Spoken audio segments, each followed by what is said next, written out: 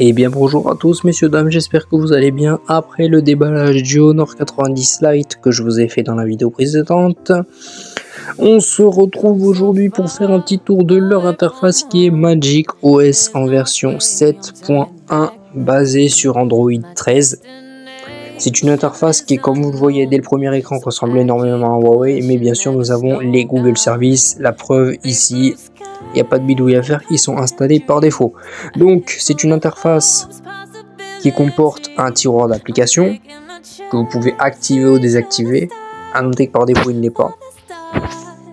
On a les grands dossiers, très caractéristiques de Huawei, comme vous voyez vous avez ces deux là, lui et lui. Et j'en ai créé d'autres qu'il y a juste ici, dans lesquels vous pouvez mettre toutes vos applications. J'aime bien parce que c'est assez original, c'est pas partout qu'on voit ça. Et vous voyez, vous pouvez stocker plein d'applications, vous pouvez même faire une page peut stocker jusqu'à 15 applications. Vous avez bien sûr certaines applications propriétaires à Honor qui sont placées ici, mais c'est pas les seules. Vous avez aussi les outils, que je vous laisse voir. Vous avez l'application App Market qui vous permet de télécharger des applications. Je ne comprends pas pourquoi ils l'ont laissé alors qu'il y a le Play Store.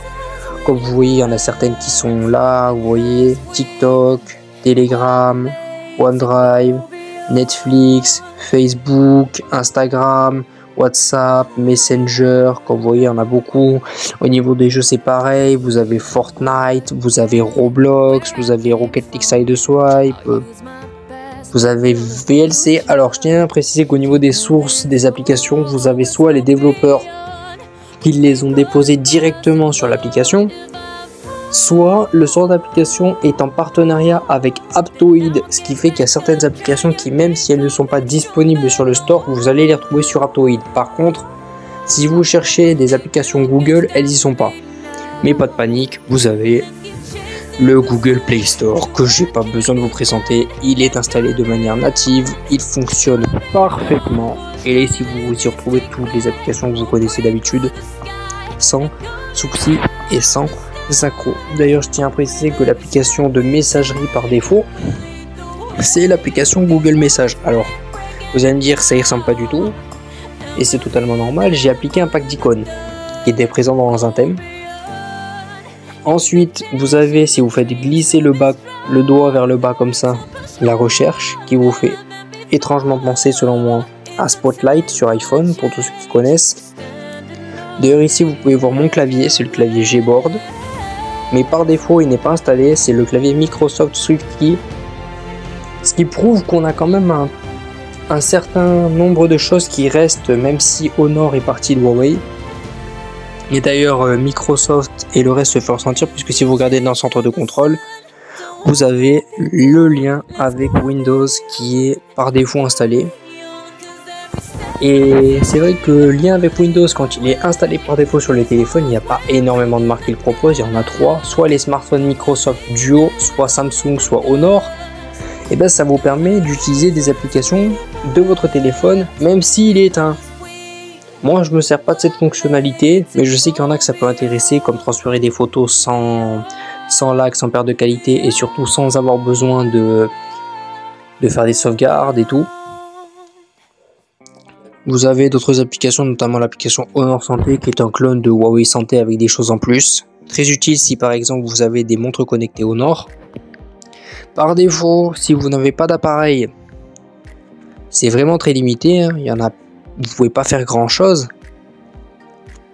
mais il y a déjà moyen de faire certains trucs, comme notamment le compteur de pain, le compteur de kilocalories, le compteur de kilocalories de manière pas super précise, mais vous avez surtout les respirations qui peuvent être très utiles, notamment vous voyez des respirations liées au sommeil. Voilà, vous inspirez, vous attendez.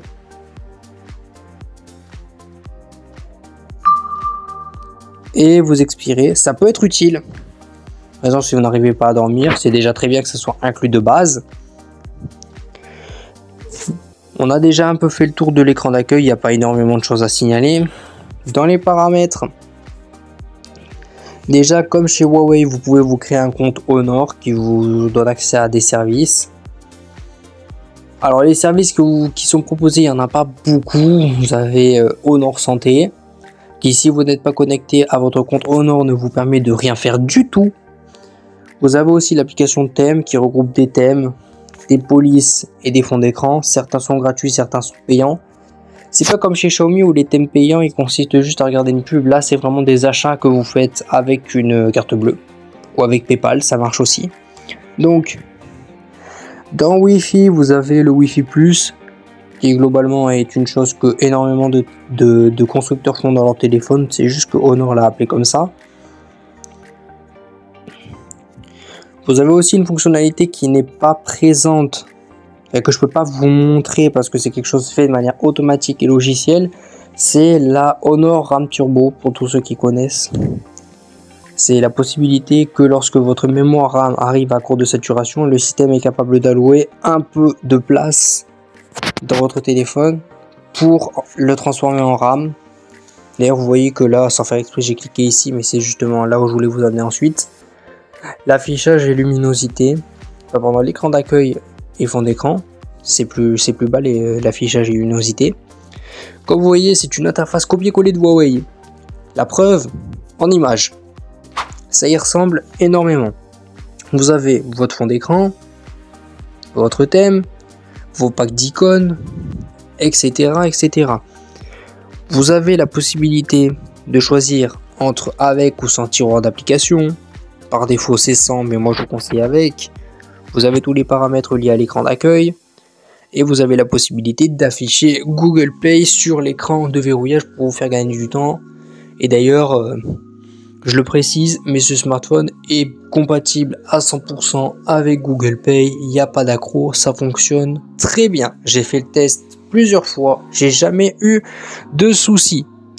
Juste en dessous, on y retrouve l'affichage de luminosité avec le thème clair, le thème sombre, la possibilité de régler le thème sombre avec une heure prédéfinie au coucher du soleil.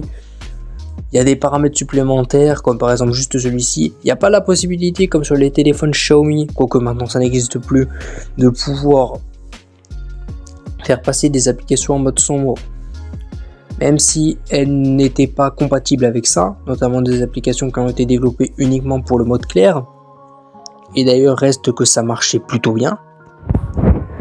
Vous avez juste en dessous son et notification avec vos thèmes de sonnerie. Encore une fois, c'est identique à Huawei. Ils sont pas allés chercher l'inspiration très loin, mais j'ai envie de dire c'est largement suffisant. Et quelque part je me plains pas parce que j'avais très envie de tester l'expérience Huawei à long terme. Mais je voulais le faire en toute tranquillité, donc j'avoue que l'alternative à Honor, l'interface qui ressemble énormément à Huawei, mais avec les services Google, c'est très intéressant.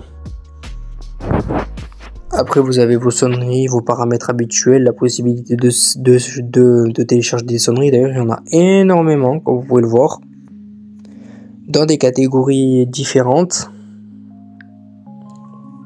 Et puis dans le son, c'est à peu près tout ce qu'on y retrouve. Vous avez bien sûr l'empreinte digitale et la reconnaissance faciale. J'ai pas grand chose à vous montrer, il n'y a pas réellement de personnalisation précise à faire là-dessus. Mais comme vous voyez, le plus important ça s'est passé là où je vous ai montré tout à l'heure. Vous avez les paramètres de certaines applications, mais notamment vous avez aussi le gestionnaire de jeu qui est ni plus ni moins qu'un panneau déroulant qui permet de faire des options sur des jeux. Bon, ça c'est un truc que les interfaces chinoises ont beaucoup. Et moi très clairement j'aime bien. Après vous avez aussi les applications jumelles, c'est comme les applications clonées. Comme vous voyez, il n'y en a pas beaucoup qui sont compatibles. Il y a Discord, il y a Facebook, il y a Instagram, il y a Messenger, il y a Snapchat, il y a Telegram, il y a WhatsApp, et ça s'arrête ici. Et Signal aussi. C'est pas comme sur Xiaomi où quasi 100% d'elles sont compatibles, là c'est seulement certaines. Bien sûr, vous avez les applications normales. Si vous allez ici, dans fonctionnalité d'accessibilité, vous avez vos paramètres d'accessibilité classiques.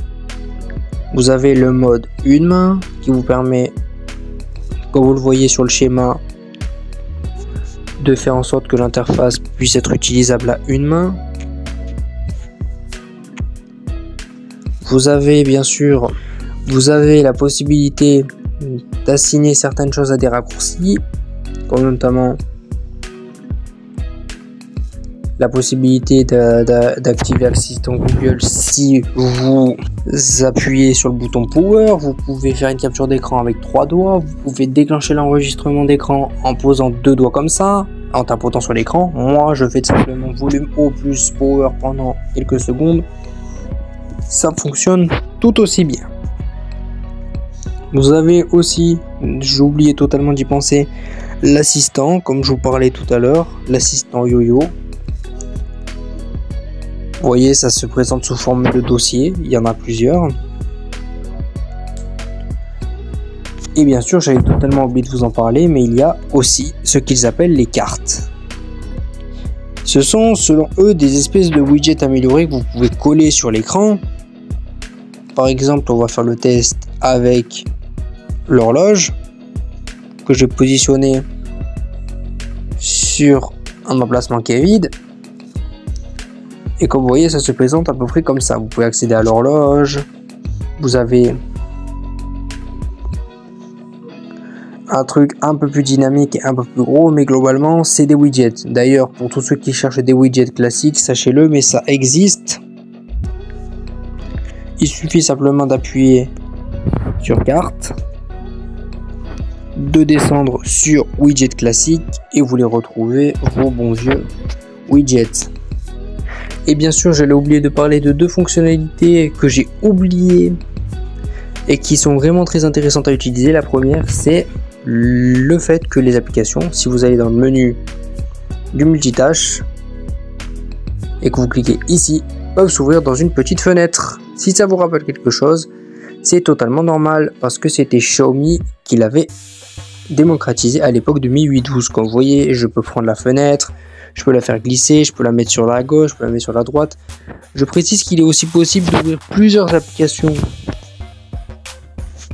en fenêtre. Regardez, par exemple, je vais ouvrir 17 Tracks. Je vais aussi en profiter pour la mettre en mode fenêtre. Et là, j'ai l'application dans une fenêtre.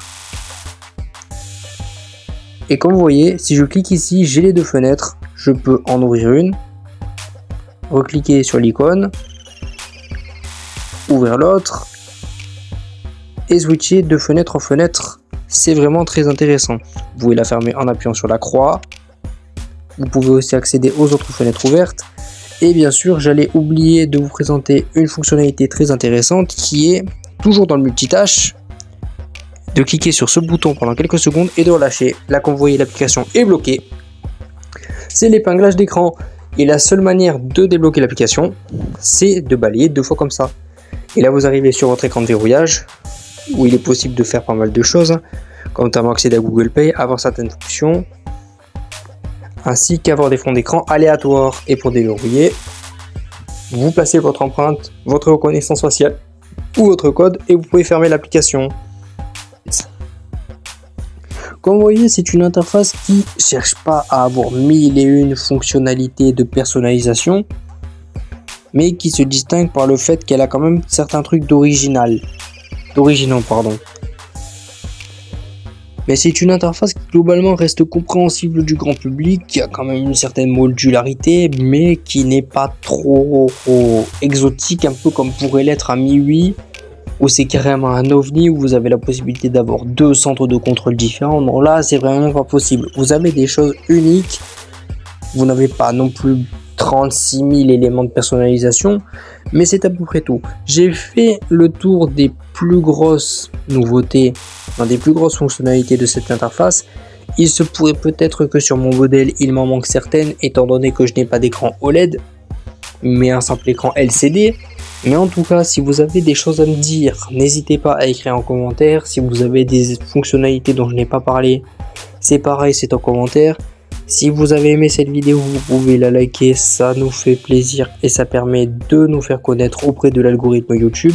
ainsi que de vous abonner et d'activer la cloche pour être au courant des nouvelles vidéos qui vont sortir. Et sur ce, nous, on vous laisse et on vous dit à très bientôt.